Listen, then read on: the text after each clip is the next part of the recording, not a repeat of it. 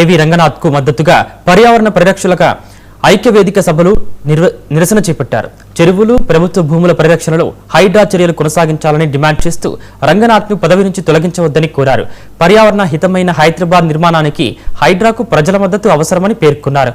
ఆక్రమణల తొలగింపు, చెరువుల పరిరక్షణలో ప్రభుత్వం వెనుకడుగు వేయకూడదని విజ్ఞప్తి చేశారు.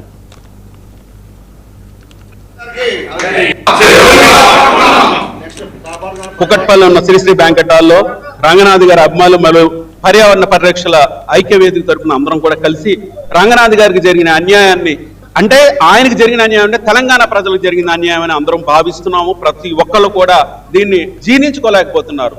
ఆయన 1,50,000 కోట్ల తెలంగాణకి గవర్నమెంట్కి అప్పచెప్పారు. అంటే ప్రజా ధనాన్ని తెలంగాణ గవర్నమెంట్కి అప్పచెప్పారంటే ఆయన ఎలాంటి వ్యక్తి?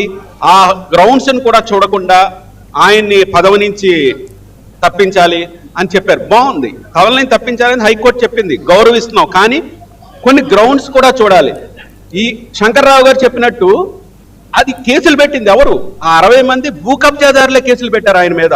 సో అలాంటి గ్రౌండ్స్ని కూడా మనం కన్సిడర్ చేయాలని మేము తెలంగాణ గవర్నమెంట్కి, అదేవిధంగా జడ్జి గారికి, తెలంగాణ హైకోర్టు జడ్జి గారికి, అదేవిధంగా సుప్రీంకోర్టు జడ్జి గారికి కూడా ఈ గ్రౌండ్స్ని కూడా చూడాలని చెప్పేసి తెలియజేస్తున్నాం. ఆయన మచ్చలేని అధికారిగా, ఆయన పోస్టింగ్ ఆర్డర్ వచ్చినప్పటి నుంచి ఎప్పటి వరకు కూడా హైడ్రా కమిషనర్ మచ్చలేని అధికారిగా ఉన్నారు.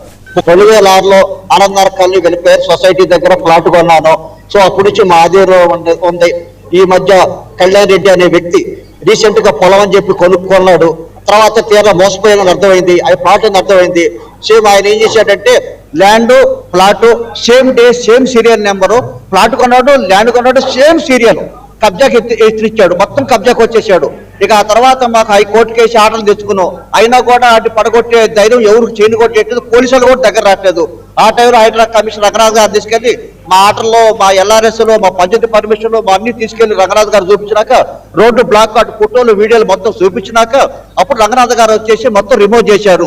2006 రంగనాథ్ గారు అంటే రక్షించే సంకల్పం, రంగనాథ్ గారు అంటే ఆక్రమణపై చర్చ, రంగనాథ్ గారు అంటే నాలాల పునరుద్ధరణ, రంగనాథ్ గారు అంటే గ్రీన్ స్పేస్ పరిరక్షణ, రంగనాథ్ గారు అంటే అక్రమ నిర్మూలన, రంగనాథ్ గారు అంటే నగరాభివృద్ధి, రంగనాథ్ గారు అంటే ఆస్తు సంరక్షణ, రంగనాథ్ గారు అంటే ఎక్కడైతే కుళ్ళు రాజకీయాలు ఉన్నాయో, ఎక్కడైతే పేద ప్రజల యొక్క భూములు లాక్కుంటున్నారో నేను అని చెప్పే ఒక సంకల్పం రంగనాథ్ గారు అంటే హైదరాబాద్కే భరోసా, తెలంగాణకే ఒక నిజమైన ఒక పోలీస్ ఆఫీసర్తో పాటు ఈ రోజు ఒక కమిషనర్గా రావడము నిజంగా సెల్యూట్ చేయాలండి.